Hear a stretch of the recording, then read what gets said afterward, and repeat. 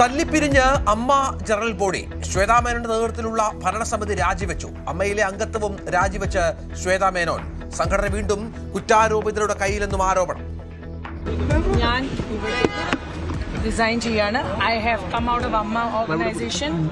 അമ്മ ഓർഗനൈസേഷൻ കുറ്റാരോപിതരായ ആൾക്കാരുടെ കയ്യിൽ വീണ്ടും പോകാൻ വേണ്ടിയുള്ള ഒരു ശ്രമമാണ്. തനിക്ക് നീതി ലഭിച്ചില്ലെന്ന അൻസിബ. രമേഷ് പിഷാരടി കൺവീനറായി അഡ്ഹോക് സമിതി.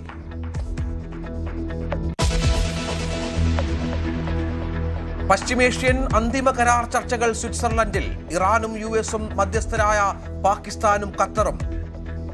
തങ്ങൾക്ക് ആണവ യുദ്ധോപകരണങ്ങൾ വേണ്ടെന്നും നിർമ്മിക്കില്ലെന്നും ഉറപ്പു നൽകാമെന്ന് ഇറാൻ. സമ്പുഷ്ടീകരണത്തിനുള്ള അവകാശം ഉപേക്ഷിക്കില്ലെന്നും നിലപാട്.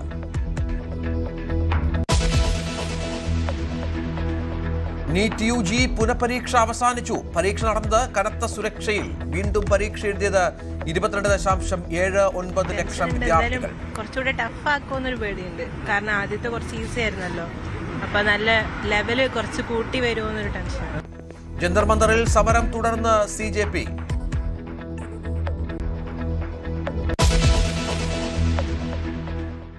ചെന്നൈയിൽ സ്വകാര്യ കടൽ വിഭവ സംസ്കരണ ശാലയിൽ വാതക ചോർച്ച. മരണസംഖ്യ 7. 74 പേർ ചികിത്സയിൽ. ഫാക്ടറി ഉടമ അറസ്റ്റിൽ.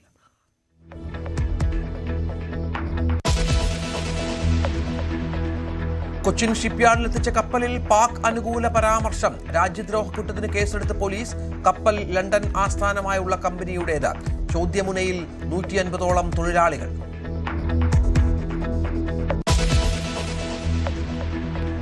കൊച്ചിയിലെ അവയവ മാഫിയയ്ക്ക് മേൽ പിടിമുറുക്കി ED. ആശുപത്രികളിലെ പരിശോധനയിൽ കിട്ടിയത് നിയമവിരുദ്ധ ഇടപാടുകളുടെ സുപ്രധാന രേഖകൾ. ഓരോ ആശുപത്രിയും ദാതാക്കൾക്ക് നൽകിയത് 5 മുതൽ 15 ലക്ഷം രൂപ വരെ. മാസപ്പടി കേസിൽ വീണ ടിയെ എൻഫോഴ്സ്മെന്റ് ഡയറക്ടറേറ്റ് വീണ്ടും ചോദ്യം ചെയ്യും. 29-ന് ഹാജരാകണം. നീക്കം നിർണായക രേഖകൾ കിട്ടിയ സാഹചര്യത്തിൽ.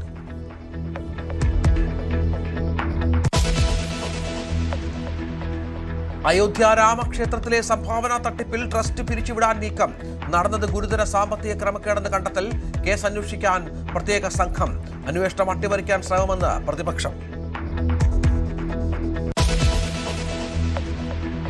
ലോകകപ്പിൽ ആദ്യ ജയം തേടി സ്പെയിൻ. എതിരാളികൾ സൗദി അറേബ്യ. രാത്രി 12:30 ബെൽജിയം ഇറാൻ പോരാട്ടം. ഉറുഗ്വായ് കേപ്പ് വെർഡെ മത്സരം പുലർച്ചെ 3:30.